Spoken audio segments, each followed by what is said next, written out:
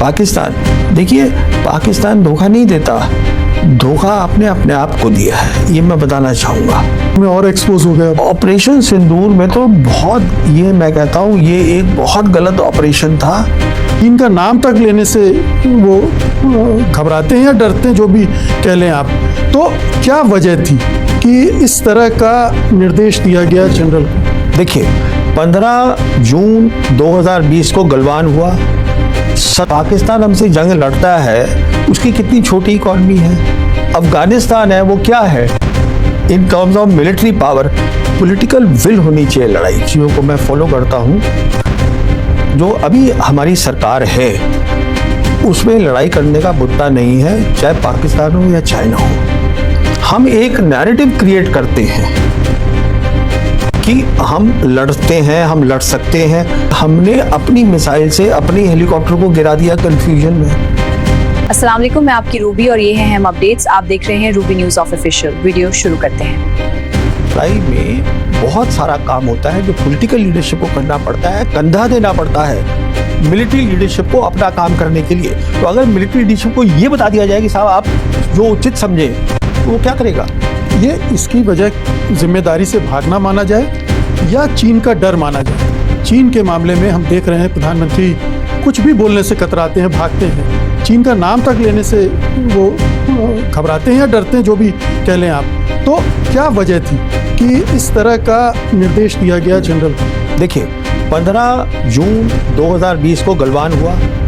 17 जून 2020 को जयशंकर ने वांग यी से बात करी। उसमें लिखा हुआ है, ये बात करी कि आप जो है ये आपकी गलती है। 19 जून को प्रधानमंत्री ने ये कह दिया कि कोई आया ही नहीं है। तो इसका मतलब ये है, सीधा कोई भी मतलब निकलेगा कि जो प्रधानमंत्री है या जो प्राइम मिनिस्टर है ऑफिस, उन्होंने अपने विदेश मंत्री फॉरेन अफेयर्स मिनिस्टर को भी कॉन्फिडेंस में नहीं लिया, जबकि foreign minister is a very important person in the cabinet committee on security. उनको भी नहीं पता है। इसका मतलब लड़ाई नहीं करना चाहते हैं। और ये मैं क्यों कह रहा हूँ, उसके बहुत महीनों के बाद बयान आया जयशंकर का, किसी टेलीविजन चैनल पे बैठे थे और कहते हैं मैं कैसे लड़ाई कर सकता हूँ, वो बहुत बड़ी इकॉनमी है, मैं छोटी इकॉनमी हूँ। भाई इकॉनमी से कुछ नहीं होता है। पाकिस्तान हमसे जंग लड़ता है, उसकी कितनी छोटी इकॉनमी है। अफगानिस्तान है, वो क्या है in terms of military power. Political will होनी चाहिए लड़ाई की। अफगानिस्तान में 2 सुपर पावर्स, एक तो सोवियत यूनियन और एक अमेरिका को लताड़ दिया उन्होंने। तो ये चीज़, ये इकॉनमी की बात नहीं होती, ये आपकी सॉवरेनिटी, आपकी सरहद की बात है। मैं इससे बिल्कुल सहमत नहीं हूँ जो जयशंकर ने कहा ये इकॉनमी है। नहीं, आप लड़ेंगे अपने देश के लिए, अपनी ज़मीन के लिए। आप साहब ये कैसे कह सकते हैं कि कोई आया नहीं है? अगर कोई आया नहीं है तो अभी बातचीत किस बात पे हो रही है? बिल्कुल, लेकिन ये विल पावर हम देखते हैं कि पाकिस्तान के खिलाफ ज़बरदस्त दिखलाई पड़ती है। सर्जिकल स्ट्राइक करनी हो, ऑपरेशन सिंदूर, तुरंत हमने अटैक कर दिया। तो क्या मैं आपको ये दोनों नहीं, मैं आपको यहाँ थोड़ा सा करेक्ट करना चाहूँगा। देखिए जो मैंने समझा है, क्योंकि मैंने बहुत ध्यान से इस चीज़ों को मैं फॉलो करता हूँ, जो अभी हमारी सरकार है उसमें लड़ाई करने का मुद्दा नहीं है, चाहे पाकिस्तान हो या चाइना हो। हम एक नैरेटिव क्रिएट करते हैं कि हम लड़ते हैं, हम लड़ सकते हैं। जैसे कि आपने मिसाल दिया बालाकोट का, लीजिए बालाकोट में क्या हुआ।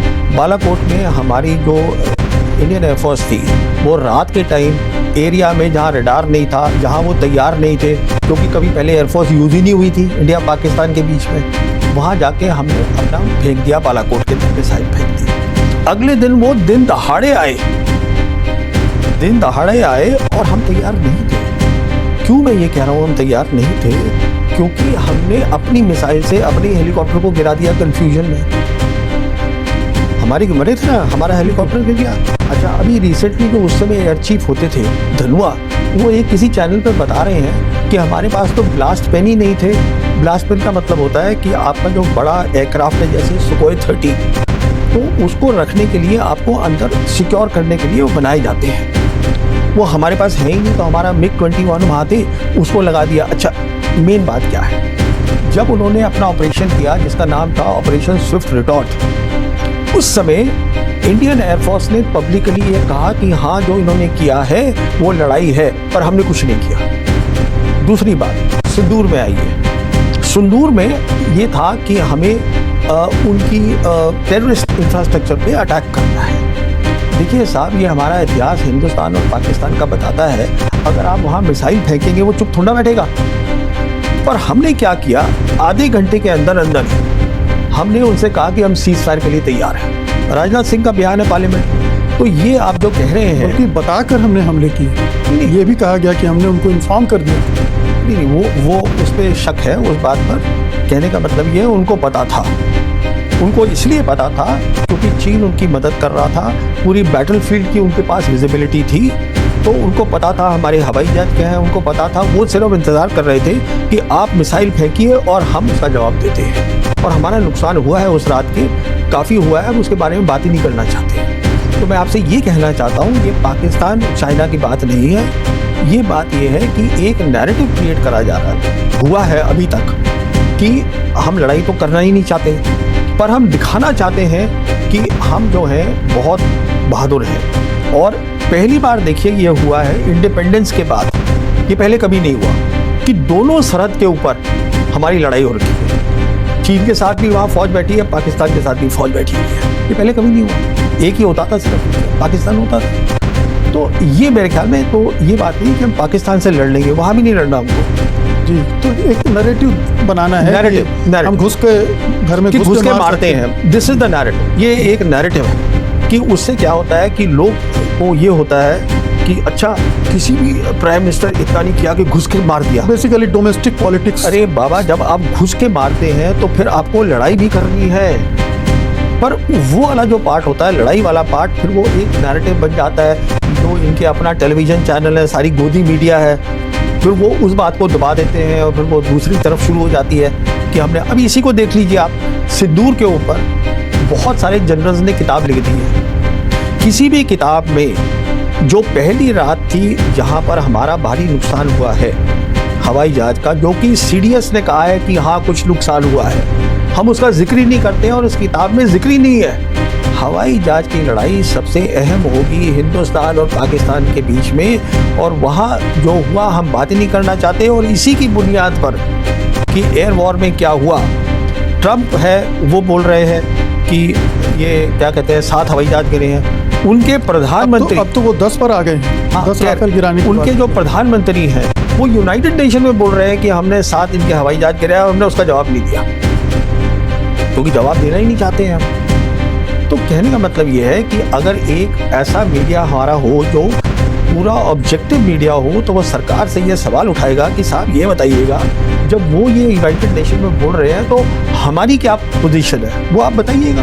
वो नहीं कोई पूछ रहा है। सानी साहब, ऑपरेशन सिंदूर में जो हुआ ठीक है, लेकिन उससे कुछ निष्कर्ष निकलते हैं कि भारत और पाकिस्तान के बीच जो डिफेंस का वो है फासला है वो कितना है, या हम पाकिस्तान के मुकाबले कितने तैयार हैं, या पाकिस्तान चीन के साथ मिलकर हम पर किस हद तक हावी हो सकता है। ये जो निष्कर्ष निकले उन पर जरा रोशनी डालिए। देखिए, क्या क्या सबक है? मैं आपको सीधी सी बात बोलता हूँ, ये जब ऑपरेशन सिंदूर हुआ था उसके पहले मैंने वीडियो करे थे और मैंने समझाया था कि क्यों हमको नहीं करना चाहिए कुछ भी एयर अटैक, क्योंकि चीन उनकी मदद करेगा। हमने किया, बहुत बड़ा नुकसान उठाया है सिंदूर में। वो असलियत है, वो असलियत है। आज जो पाकिस्तान की इंटरनेशनल प्रोफाइल है वो बढ़ गई है सिंदूर के कारण। बिल्कुल।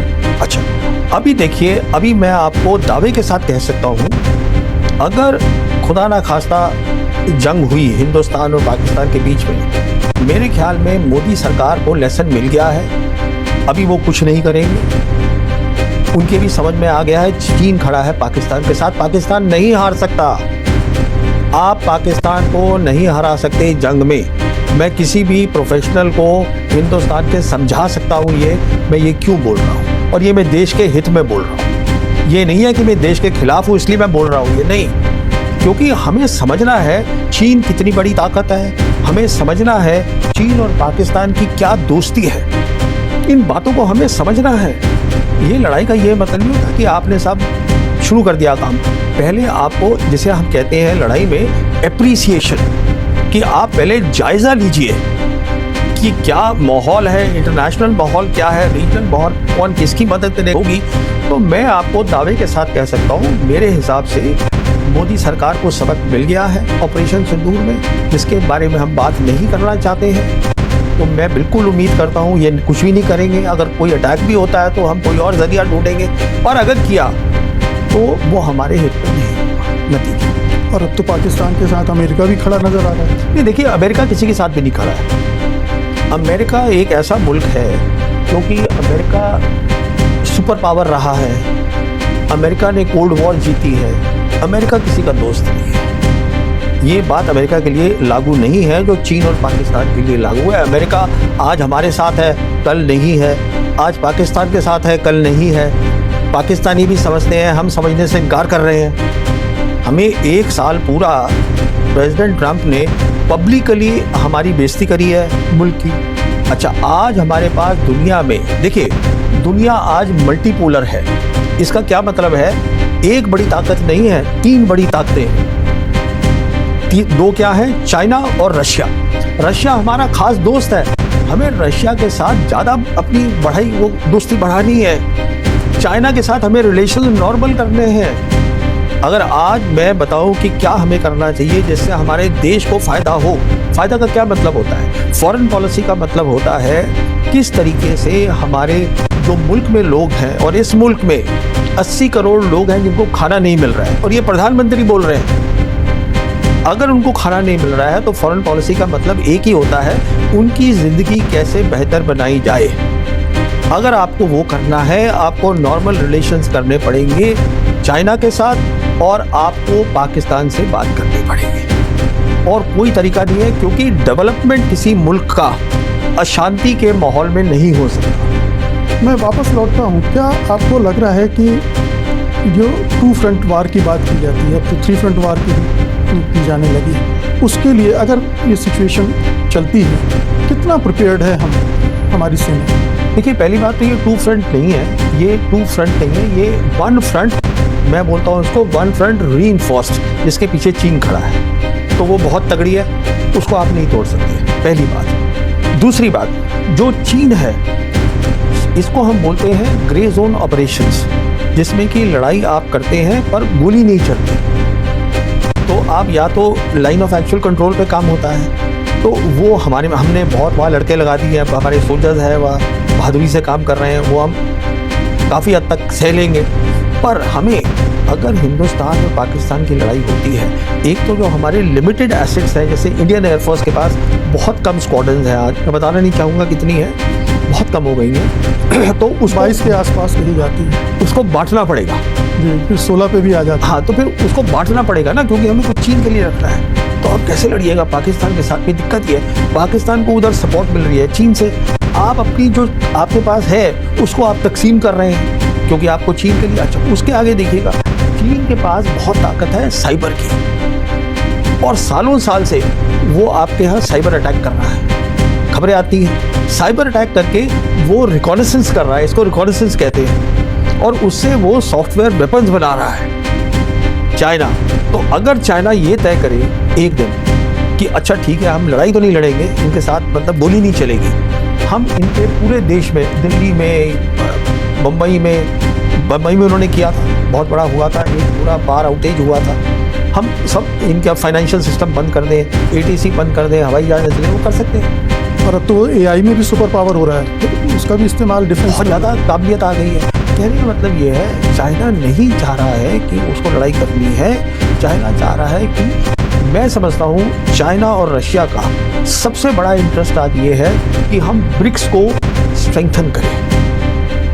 ये मेरा आखिरी सवाल है आपसे, ये बार बार बात उठ रही है कि ये सरकार सेना का राजनीतिक इस्तेमाल कर रही है। मतलब बालाकोट में जब स्ट्राइक करना था तो प्रधानमंत्री कहते हैं कि बादल हैं तो उसमें राडार पकड़ेगा नहीं, इस तरह का तर्क देते हैं और सेना अटैक करती है। ऑपरेशन सिंदूर भी ये माना जाता है कि बहुत जल्दबाजी में हुआ, रुकना चाहिए था अगर करना भी था। और फिर हमारे सेना के लोग भी सरकार की भाषा में बात करते देखे जाते हैं। ये कितना खतरनाक दिख रहा है और किस पैमाने पर दिख रहा है? देखिए, ये जो आप कह रहे हैं ना पोलिटिसाइजेशन ऑफ द आर्मी, वो तो पहले भी था, कम था।